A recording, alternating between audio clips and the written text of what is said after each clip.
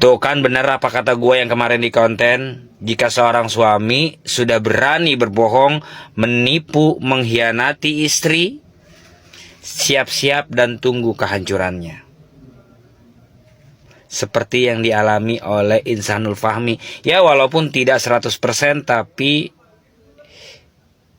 dampaknya tuh kerasa banget. Nih, seperti apa yang dia ucapkan. Kita baca sama-sama. Pengakuan Insanul Fahmi. Resiko punya istri 2. Saya masih menafkahi Mawa tapi lebih sedikit dari biasanya. Karena saya juga menafkahi Inara. Bisnis saya juga lagi hancur. Apa kata gua?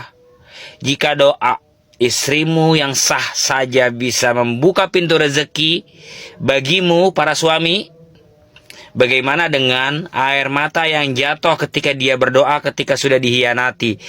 Siap-siap hancur dari atas sampai bawah. Walid,